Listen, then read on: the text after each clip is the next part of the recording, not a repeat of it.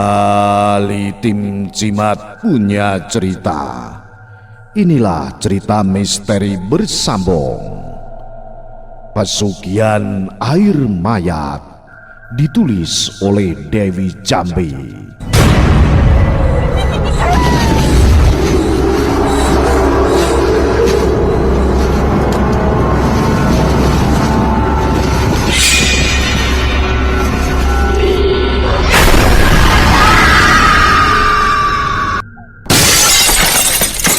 Astaga!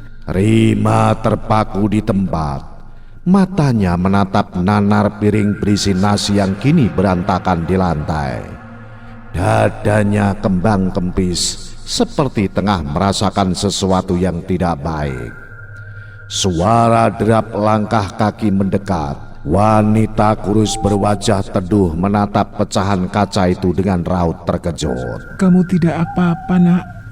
Apa kakimu terkena pecahan kaca? Tanya wanita itu saat melihat Rima yang terpaku. Gadis itu sontak tersadar dari lamunannya. Ia menoleh ke arah wanita kurus bernama Ratri, budinya. Rima tinggal bersama budinya, kakak perempuan ibunya yang tinggal di kota berbeda. Rima yang merupakan anak sulung dari 4 saudara yang masih butuh biaya sekolah memutuskan untuk ikut budinya dari masa sekolah. Selain untuk mengurangi beban orang tuanya yang hanya bekerja sebagai buruh pabrik tekstil, Rima juga diminta untuk menemani budinya yang masih melajang di usianya yang hampir memasuki kepala 5. Tidak, Bude. Rima menjawab, tapi kemudian ia menurunkan tubuhnya, berjongkok dan menjemput satu persatu kaca yang berserakan. Perasaannya yang gamang membuatnya tidak fokus dan pinggiran kaca yang tajam menggores ujung jempol tangannya. Au! Gadis itu spontan terpekik saat jemarinya meneteskan darah yang cukup banyak. Ya ampun, Rima, kamu mikirin apa sih? Sudah, biar Bude saja yang bersihkan. Kamu cari dulu betadin sama Hansaplast di kotak P3K di rak kedua lemari hias ruang tengah. Titah Ratri dengan mimik wajah was-was. Ia ngeri melihat tetesan cairan warna merah yang jatuh di atas lantai. Tapi Bude, Nurut sama Bude, Rima, nanti lukamu bisa infeksi. Omel wanita itu yang akhirnya diangguki oleh Rima. Rima melangkah lesu ke arah lemari hias di ruang tengah. Ia membuka pintu lemari dan meraih kotak P3K, membawa benda itu bersamanya dan duduk di sofa berbentuk L yang ada di ruangan yang sama.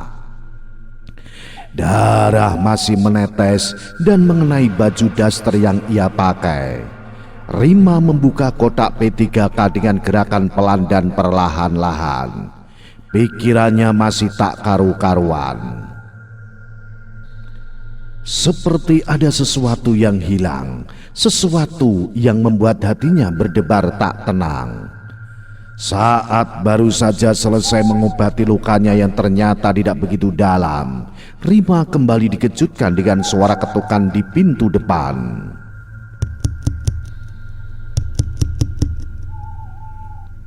Gadis itu pun bangkit dan beranjak dari sofa, melangkah perlahan ke arah ruang depan. Saat tiba di ruang depan, ia sempat mengintip di jendela dan mendapati sosok pemuda yang berdiri di depan pintu. Jantungnya bergemuruh saat melihat sosok itu. Kenapa pemuda itu tiba-tiba mampir tanpa memberitahu? Dengan tangan yang gemetar, Rima menekan gagang pintu dan menarik benda itu, lalu bergeser untuk menyambut pemuda yang ia kenal dengan dada yang berdebar. Malam, Rim. Ma. Astaga, ada apa dengan dirimu? Kenapa banyak noda darah di bajumu? Lampu teras menangkap jelas noda kemerahan yang berbentuk di baju yang Rima pakai. Gadis itu terkejut dan refleks menatap ke arah pandangan mata pemuda yang terlihat begitu khawatir padanya. Jawab Rima diselingi senyum getir. oh Ini tadi tidak sengaja terkena pecahan beling, tapi sudah aku obati. Ini tidak apa-apa kok. Nggak perlu dibawa ke dokter. Tapi darahnya banyak itu. Pemuda yang tak lain adalah Galang itu masih terus memperhatikan pakaian Rima. Enggak perlu. Udah, kamu duduk dulu, biar aku buatin sesuatu. Suruh Rima sembari menunjuk 2 bangku kayu berukir di teras, tempat mereka biasa mengobrol jika Galang mampir ke rumah budenya. Jangan repot-repot, Rim. Ini aku bawain sesuatu untuk kamu dan kesukaan kamu. Sama ini martabak coklat dan martabak keju kesukaan budimu. Cerocos Galang. Rima lagi-lagi harus menahan hati yang terus bernyanyi. Sampai kapan Galang harus membuatnya baper begini? Rim, Iya, kamu ngapain cuma berdiri? Wajahmu merah sekali. Kamu demam. enggak kok. Aku baik-baik saja. Rima menyentuh pipinya yang memanas dan mengalihkan pandangan ke arah berbeda. Ya udah, bawa martabak ini untuk Budi. Galang menyodorkan kotak martabak ke arah Rima. Gadis itu menoleh sejenak dan begitu saja meraih pemberian Galang. Terima kasih. Ucapnya sembari berlalu dengan begitu cepat. Galang menatap heran. Hari-hari ini sikap Rima berubah tidak seperti biasa. Apa yang membuat gadis itu bersikap aneh? Galang kemudian meraih sesuatu dari kantong bajunya. Benda berbentuk kotak persegi panjang itu ia buka dan mengeluarkan rokok dari sana. 2 jemarinya saling menekan hingga benda kecil itu terselip dengan sempurna. Pemantik api ia hidupkan dan tak lama kepulan asap tipis membumbung saat ia menyesapnya. Sunyi. Keadaan teras rumah budinya Rima malam itu tampak sepi. Hanya 1-2 orang berlalu lalang dan mereka pasti menoleh dan menatap sekilas ke arah Galang.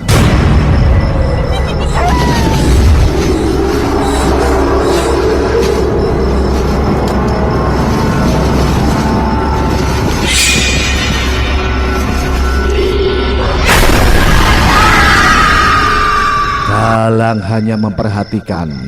Sudah biasa orang-orang kampung yang kepo karena dirinya bertandang ke rumah seorang wanita lajang. Itu sebabnya Galang tidak pernah mau masuk dan memilih mengobrol di teras rumah.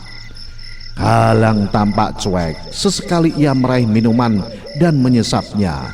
Lalu kembali mengebuskan asap tipis seraya menikmati suasana malam yang terasa begitu tenang. Ditambah hembusan angin malam yang kadang menyapa.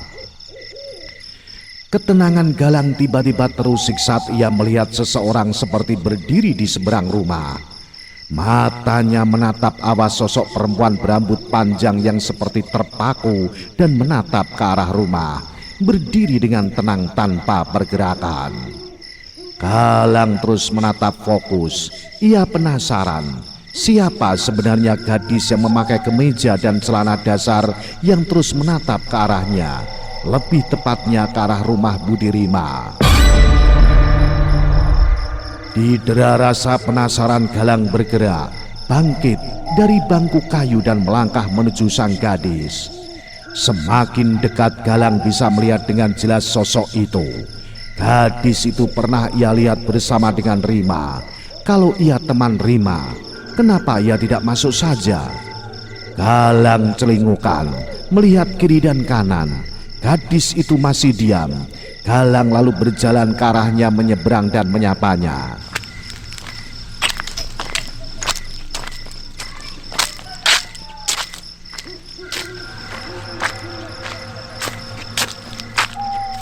Mbak, temennya Rima kan?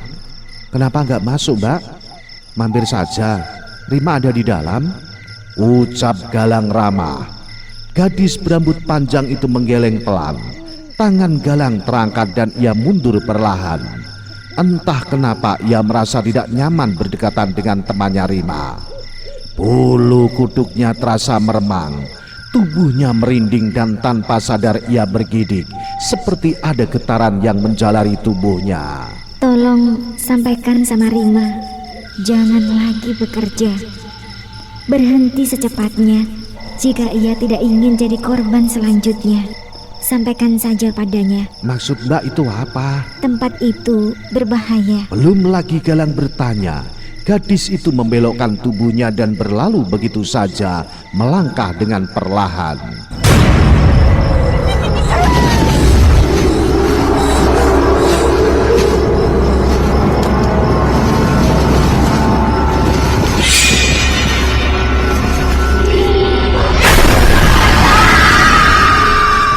Galang memperhatikan gadis itu hingga gadis itu hilang dari pandangannya saat berbelok di pertigaan jalan. Saat ia jatuh, tubuh Galang normal seperti biasa. Pemuda itu pun kembali masuk saat Rima memanggilnya. Tadi temanmu datang, dia cuma nyampein pesan kalau kamu disuruh berhenti dari tempat kerja kalau tidak mau jadi korban berikutnya. Papar Galang saat ia sudah sampai di teras dan berhadapan dengan Rima. Teman? Teman yang mana, Lang? Galang menggeleng. Ucapan Galang itu mengingatkan dirinya dengan ucapan Bais tadi siang. Mengingat tentang Bais, Rima langsung teringat pada gadis misterius yang mengikuti bos perempuannya. Gadis yang memiliki wajah seperti calon istri Galang yang sudah meninggal. Kamu kenal namanya? Lang, aku mau tanya, apa calon istrimu itu punya kembaran? Nggak ada, Rim. Emang kenapa? Rima terdiam, menggigit bibir bawahnya. Ingin rasanya ia jujur, tapi takut nanti Galang malah kepo dan bisa-bisa jatuh cinta pada gadis yang memiliki wajah mirip dengan mantan pacarnya. Tiba-tiba saja Rima merasa cemburu dan mengurungkan niatnya untuk jujur pada Galang. Ah, nggak apa-apa, Lang. Cuma nanya. Oh ya udah, kita makan martabaknya dulu, nanti keburu dingin. Ajak Galang yang diangguki oleh Rima. Rima lalu mengikuti langkah Galang dari belakang, menatap bahu lebar pemuda pujaannya dengan dada yang berdebar. Mungkinkah akan ada kesempatan untuknya menjadi kekasih Galang? Atau perasaannya itu hanya akan ia pendam selamanya?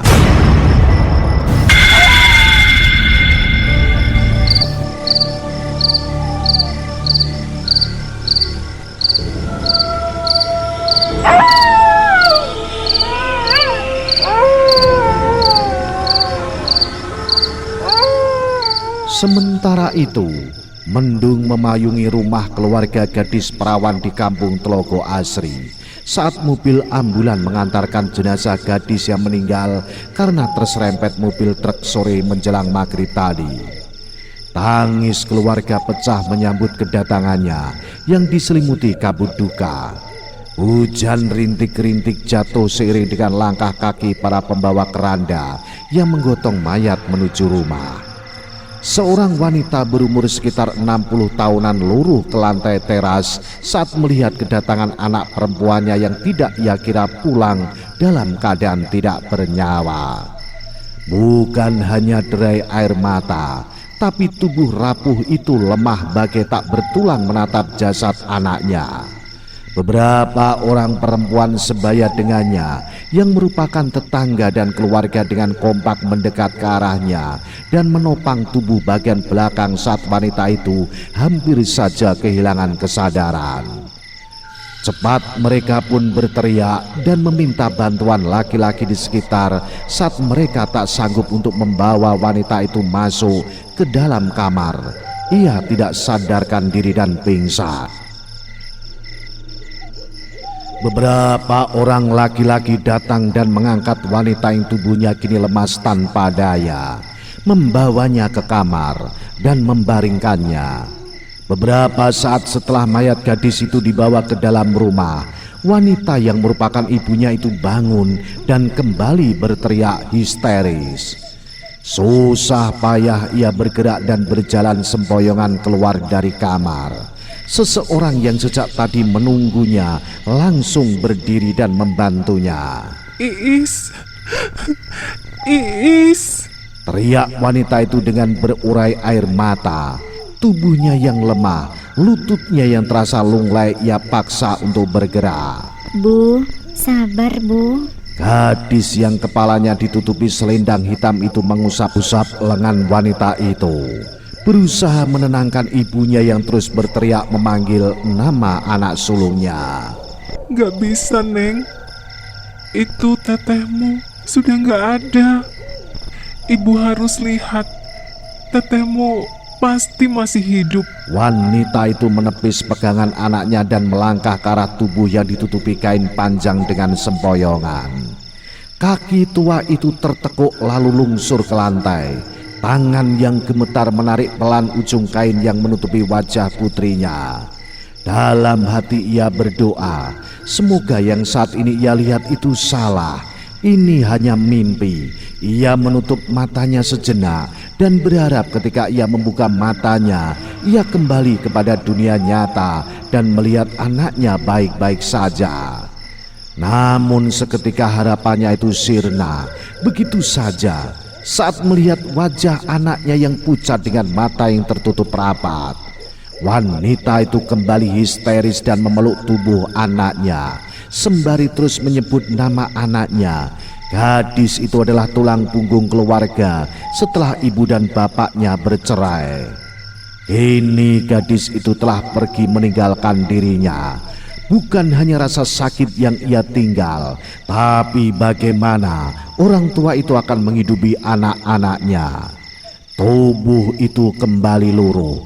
Kesadaran wanita itu hilang, tak mampu mengendalikan rasa sedihnya karena kehilangan. Ia kembali dibawa masuk ke dalam kamar dan prosesi pemakaman hari itu pun dilanjutkan.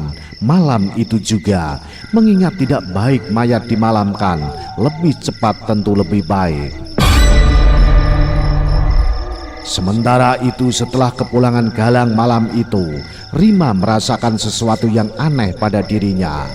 Tengkuknya sedari tadi terasa berat dan dingin, seperti ada yang meniup-niup dari belakang, dan seperti ada yang memperhatikan gerak-geriknya. Berulang kali gadis itu menggosok tengkuk sembari menatap sekeliling sebelum masuk ke dalam rumah. Tidak ada apapun selain dirinya. Hembusan angin dingin menyapa tubuhnya, membuat Rima cepat-cepat masuk ke dalam setelah membereskan sisa makanannya bersama Galang.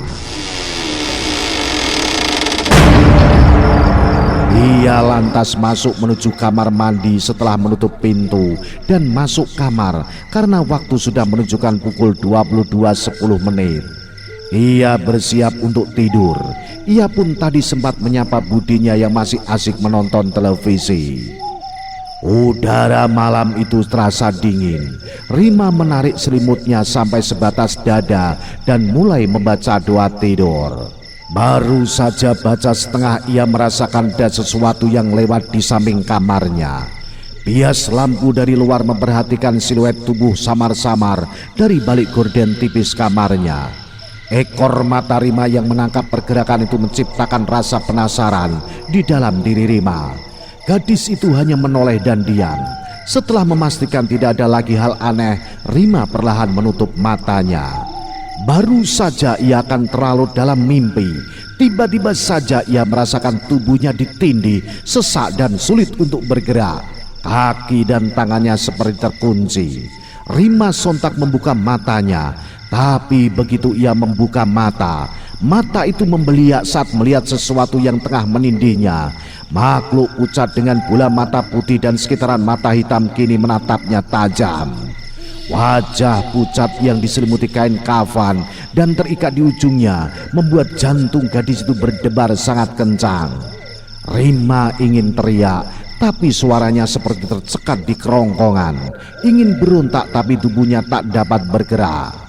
Dalam ketakutan yang luar biasa, Rima seperti mengenal sosok itu. Aroma bunga melati menyeruak seiring sebab mulut makhluk itu yang perlahan terbuka dan mengeluarkan suara lirih. Cepat keluar dari tempat itu, atau kau akan bernasib sama denganku.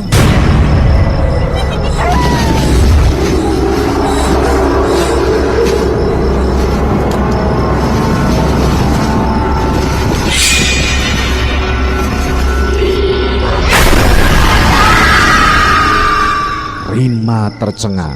Suara itu adalah suara temannya dan wajah itu memang wajah Iis. Tapi kenapa makhluk itu menyerupai Iis?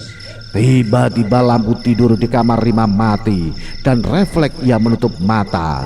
Saat Rima menutup mata, ia merasakan tubuhnya ringan. Gadis itu kembali membuka mata dan matanya mengerjap, tidak ada apapun di atas dirinya. Ia yakin itu tidak bermimpi dan bangkit duduk menatap sekitar dengan jantung yang masih bergemuruh. Apa yang tadi itu mimpi? Desisnya seraya menghidupkan kembali lampu tidurnya. Aku yakin yang tadi bukan mimpi. Rima mengusap wajahnya kasar. Ia memilih untuk minum sebelum melanjutkan tidurnya.